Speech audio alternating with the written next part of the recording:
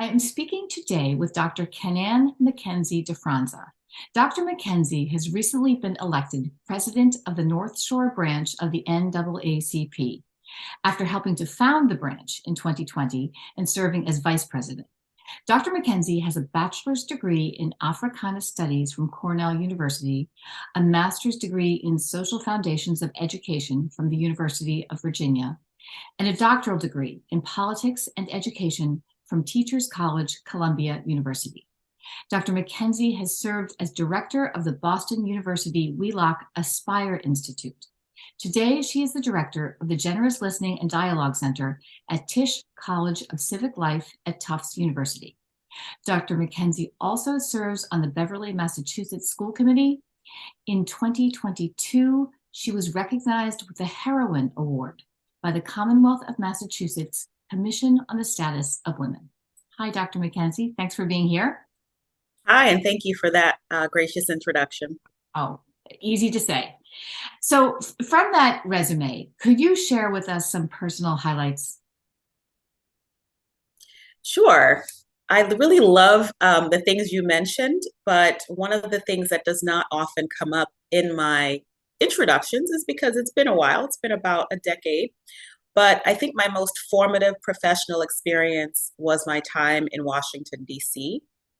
That's when I served as director of operations at Ballou High School, which is in Ward 8 of DC, and often considered the ward that has the highest indicators of many of the challenges that our children face. But it was a very beautiful experience because I know I can see beyond those statistics and data points that tell us that students are at risk. Just being able to be with them, experience the humanity behind the challenges they face, seeing them succeed, seeing the community rally for them, understanding their family dynamics and resources they needed, just having that experience not only in terms of reading about it, or maybe in some instances, I would say I've lived some of it, but it was real to be able to say, this is the challenge. There are interested persons. What are the solutions we can come up with for things we can collectively do or just individually do? And to see it actually matter. Mm. And I think that kind of experience is very grounding. And I have to appreciate that my first day at Columbia, one of my professors said to me, if you have not spent time in the classroom at length, you will not be able to really understand these policy decisions and questions. And I really took that to heart. And it was just a really phenomenal experience where I grew from that. But I also hope that I really helped along the way while I was there. That's so interesting. Do you have any examples that come to mind right away of one of these little changes or little solutions you identified in the school system when you were there that really leapt out maybe later, like, yeah, I know that and I know that works or it doesn't work? Mm-hmm. I can think of so many examples, but I will try to stick to two. One of them had to do with our challenges around truancy. And oftentimes when we think about these social issues, there's a very blanket understanding truancy is bad. Kids are truant because maybe they don't like school or there are these other issues. But we really wanted to get to the root cause of why a large percentage of the children were coming to school truant. So the city established a task force, and the chancellor was a part of the task force. So were the police chiefs, judges, city council members. We had fully 80 people convening to talk about some of these challenges with the schools. And I remember thinking, okay, well, I've gone to school to get this doctorate where I supposedly can pull research methodology to bear. So why am I not going to try that here? So I designed a survey and thought, well, I'll just go to the cafeteria in the morning where the children who are late tend to have to be sort of cordoned off for a little bit. And it was like a tardy hall. And I said, I'm just going to ask them, like, what's going on? And I created a short survey. And I remember someone stopped me before I went in, which was very smart, and said, well, you want to make sure that the students understand all of the questions. You want to make sure that no one feels awkward about you approaching them with these questions. And so it kind of prepared me to be more sensitive to asking these questions. So I announced to the whole room, this is not being graded. Your teachers will not see this. We're just curious about all the different things that are affecting your ability to show up on time. The best result out of that was I turned it into my principal. We had 75 respondents. So that tells you how many kids were in that tardy hall. And we talked about like, how could this data be useful versus just another bullet point for something to be upset about? And we realized a good percentage of those students were coming late because they had siblings that they dropped off first. And it had more to do with transportation and what they had to do as a responsibility before school. So long story short, the then chancellor at the time, Kaya Henderson, was in one of the meetings and talked about being from Brooklyn and how they had bus passes for the schools and they didn't pay to go to school, and that curbed some of the financial barriers. Well, at the time, children in DC paid to go to school. They paid to ride the train and the buses and so forth. And so we heard stories oftentimes about a family rationing their fare cards, and maybe somebody couldn't afford to add more money to the train ticket. And frankly, it was quite expensive. I know as an adult round trip, it was about $10 each day just for me. So here we are thinking about all these things. And she says, well, have we thought about making it free for kids to travel to and from school, just to take that out of the equation? And sure enough, they did. And it wasn't something that took years of deliberation. They were actually at that year able to say, we're going to make it free for children during the school day with their ID cards to take the bus or train to school. And number two, they revisited the schedule before school so that there was enough buffer between the start time for elementary schools and high schools to allow for the high schoolers to drop off when schools open at the K-6 campuses and then walk to their neighborhood high school or middle school. And so for me, that was really an example of true listening, true empathizing, and really a question around equity. Because I think we've racialized the term equity, which is sad, because equity has nothing to do with race. We all practice equity in our daily life and work all the time. What we ask for is, what do people need? Is it achievable? Is it reasonable? And are we in a position to help them offset that barrier or that need? And that's it. And so your demographic profile, really isn't what's driving that. It's about filling a need and seeing if there are ways we can accommodate understanding the barriers that people face. And so saying to this community that we understand that it's expensive. You're in a ward where, it's really challenged economically, but throughout DC, we're going to make it where anyone who's a student can do this for free. And I think that was a really pivotal and powerful moment of showing community listening, equity that was not weaponized in terms of thinking about it as just about race, but really about solving problems. Listening and solving problems. And it sounds like the solution was relatively simple and practical. Yeah. Yeah, of course, there had to be budget conversations and so forth, but I think the chancellor's response at the time also came from her lived experience. And this is where it's really helpful to have people of different perspectives in the room to just think of things that maybe someone else wouldn't have thought of. And then once you have the solution, you work your way back through whatever the administrative or infrastructure needs are to start to make that possible. But at least there's consensus about the desire to fix the problem and what is achievable. And they did it. So impressive. Well, could you talk a little bit about your personal experience with the NAACP? How, if at all, has the national organization played a role in your life before now? Well, I would say that the way I think about the NAACP having a role in my life before now is that we often don't see the invisible work of the legislative process as citizens. But the NAACP is an advocacy organization. They're very interested in the legislative process, working with our elected officials, moving policy at the federal, state, and local level. And so I think we've all probably been impacted by their work, whether we've known it or not. But for me, as a private citizen, the direct relationship I've had has been through this branch where we organized ourselves, thought about how to sensitize the community around issues of racism, of, essentially, again, I want to point out, racism is the name of the ill we're seeing, where people are judged or harmed or marginalized or oppressed because of their racial heritage and what they look like. But I think our branch is really about humanizing everybody so that we see each other as fellow humans worthy of dignity. So that was a pretty easy principle to organize around, and understanding that your racial characteristics should never determine your human value or equality to other people. And that was something that I felt, throughout my entire life, but it felt good to align with an organization for whom the founding principles were meant to challenge this assertion that we're not equal. And so we organized as a branch. We relied on a lot of guidance and leadership from the state governing body, which is NEAC, the New England Area Conference. And there's a lot of information for branches about how to govern themselves and how to do our field work. And so I really had to embark on that learning curve to make sure that we understood how to operate within the organization.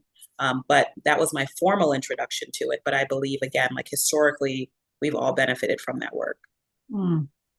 Well, so the branch was chartered in July of 2020, and it was chartered in the moment of crisis. It was the George Floyd tragedy. So, do you want to talk a little bit about some of the conversations that you, as the founders, were having around that? And I mean, I realize that, what you're saying, it's about, being, I think you said humanitarianism. Is that the right word? But if you could just talk about a little bit more about some of these conversations that you were having. Yeah, the phrase I used before is that everyone is worthy of human dignity.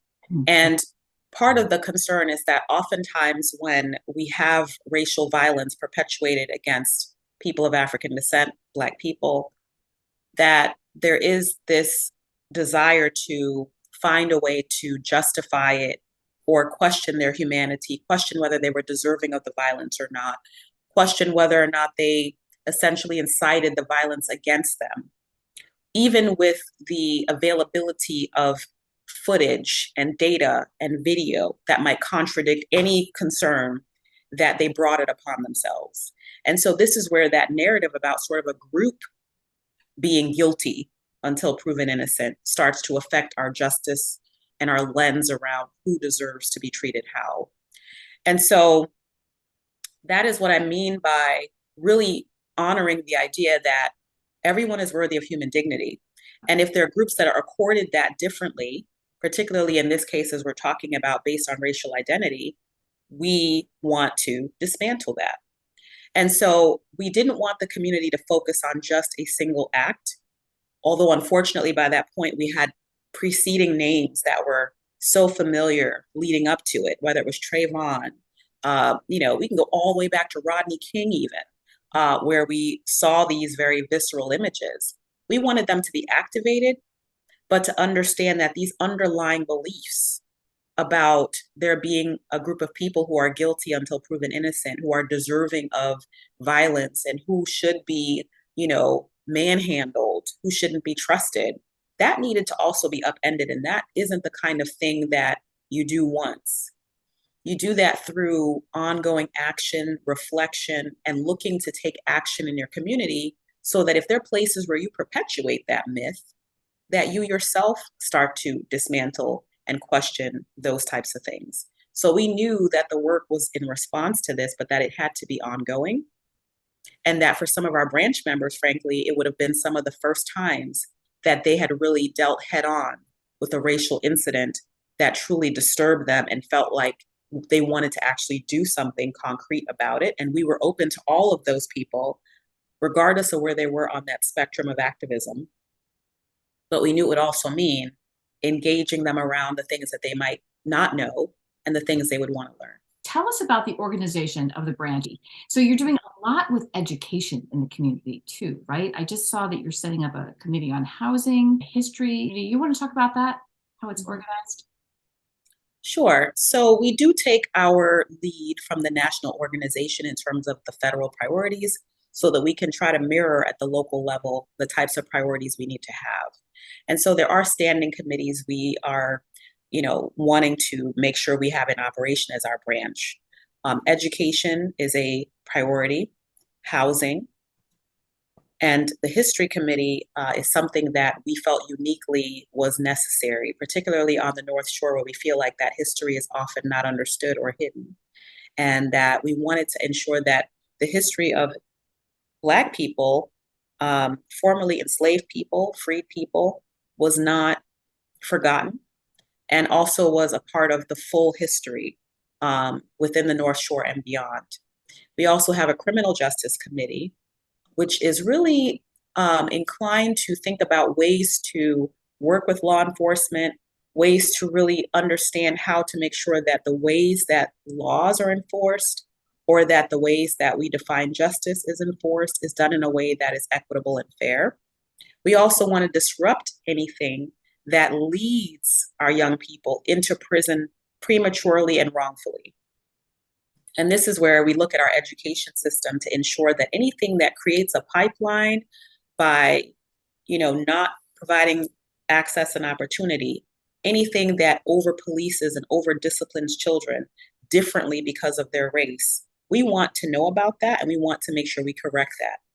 And so that criminal justice committee is concerned about these types of things. It's also concerned about reform around the way that we engage our law enforcement.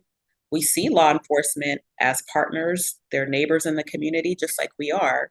But it doesn't mean that as an institution, they always feel confident about how to really roll out those initiatives around being police that are ferreting out biased behavior or violence and so forth and so on.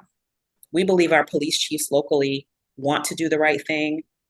They have partnered with us in the community on various issues, but it doesn't mean that they don't want support in really being able to see this come out in its truest form. So we see ourselves as working with them.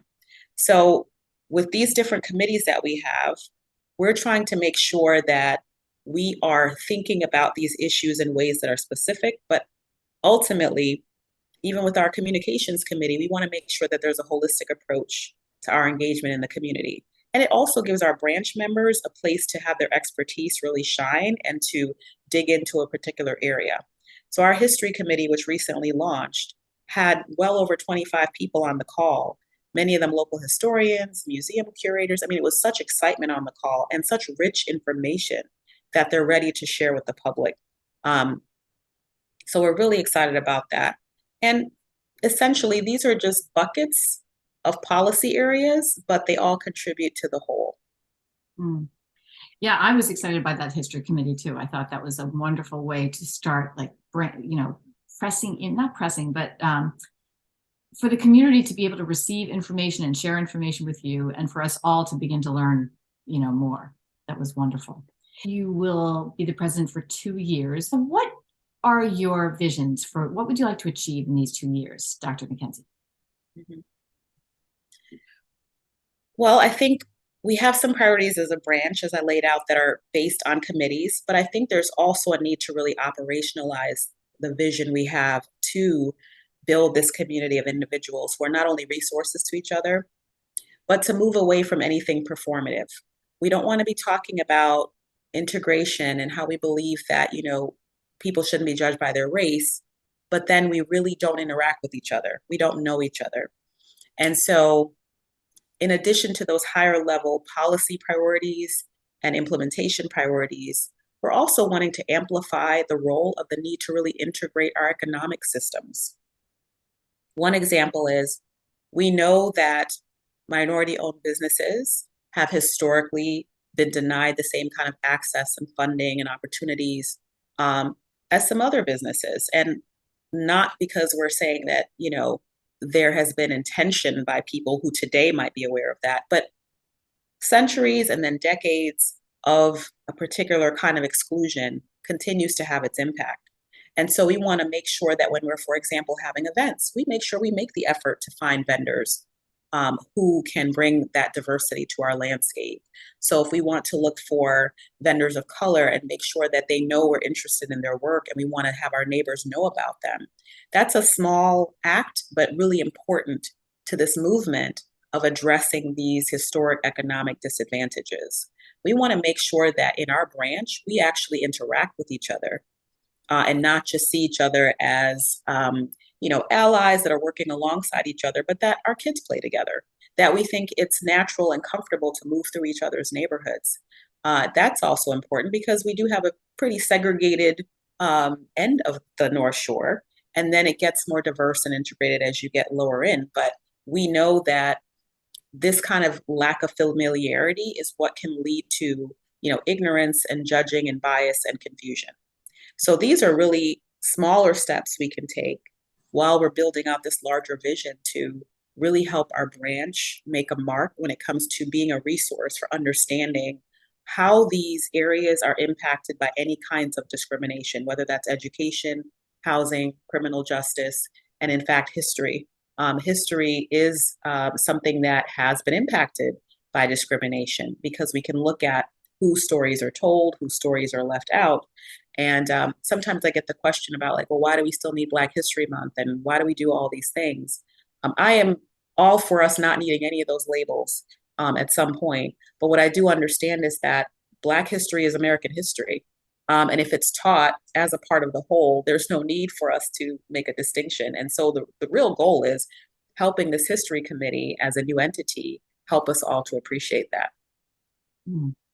Well, I believe the branch is the second largest branch in New England of the NAACP. Is that right? That's what I understand from the last numbers.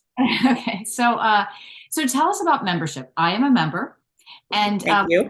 yeah, what does membership mean to you? What does it mean to the branch? What are you thinking for your members? Well, as we just talked about, membership isn't just this idea that you pay your dues and you'll get lots of emails. We try to make it a lot more engaging than that. Obviously, we want there to be a connection at all times to the larger NAACP and understanding the priorities, understanding why we're pursuing some of the things we are. We're interested in understanding some other things, but we make an effort as well to say, actually paying your dues and being a member contributes overall to the ability to fund and support these kind of advocacy efforts. Also, we try to make sure there are fun ways to learn about these things. We just had a really wonderful book discussion last night on The Trumpet of Conscience by Regine Jean-Charles at Northeastern, so that we can consider the contemporary and historical ways that these kinds of issues are being dealt with. So there are ways to be informed. We come together, we go on walks, we really try to do that part of the work, like the building of the community, particularly a diverse community that we talk about and read about. And we hope what it does is create a safe container for members to ask each other questions about things they don't understand or don't know, or just to feel heard and seen. And so that takes on many forms. And so we do care that members are engaged. We also know that sometimes people are busy and they can pay their dues and they can't do a whole lot more than that, but it still helps to know that they're prioritizing that support to be able to make sure the advocacy work can go on. And and with our branches, thank goodness, we're all volunteers, regardless of whether you're an officer or not. And so all of that goes directly to the efforts. And so we appreciate that people are participating in all kinds of ways, but we do want that membership to be meaningful to them too. So is there anything that you would like people to know about the North Shore branch of the NAACP that we've missed? Honestly, I feel like we are such a collegial and friendly bunch of people. Like, just being able to have a WhatsApp group and congratulate each other on things that are happening in our lives. And we know that this work isn't all about, pounding away at the legislation and activism, that we have to actually take a breath sometimes. And we work really hard. We come together and plan as an executive committee. We know that many of our members have multiple commitments. There may be other groups they're supporting or part of. A lot of us are parents. There could be retirees. And I think that we really try to model a healthy sense of appreciating people where they are and valuing their contributions as it is. And so for me, it's really felt like a journey of people feeling like they're trying to understand each other and really put to practice what we're talking about. And so I just really love that about our branch. So can you say offhand how one becomes a member? How you find the information?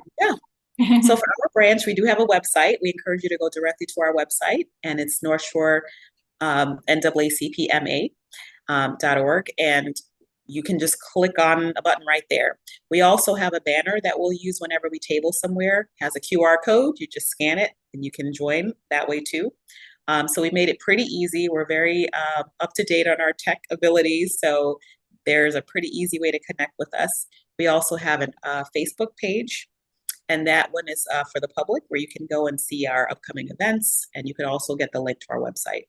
And then once you're a member, we have a Facebook group, which has almost 700 members on there, where we share ideas, we share upcoming events, we cross-post for things that are important. And so these are all different ways that you can find us and connect and be a member. Great. Okay, last question. What is the next event that's coming up where we can find you? We are having an event on February 23rd. It's a general body meeting, but we're also going to be honoring those who have committed to the NAACP by becoming life members or are on their way to life membership.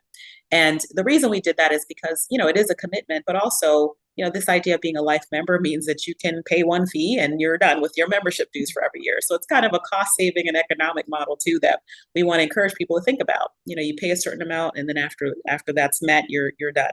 But it says you're committed and you're going to be doing this. So we want to just recognize the people who are doing that. And in addition to that, bringing them all together with our membership to talk about current issues. And so that will be in person, which we're very excited about. Mm-hmm. We're moving some more of our operations to in person, at least quarterly.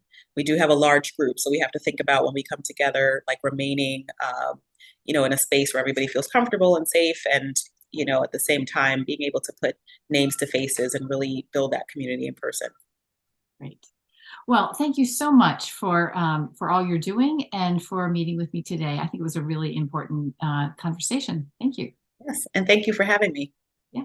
All right. We'll see you soon. Thank you.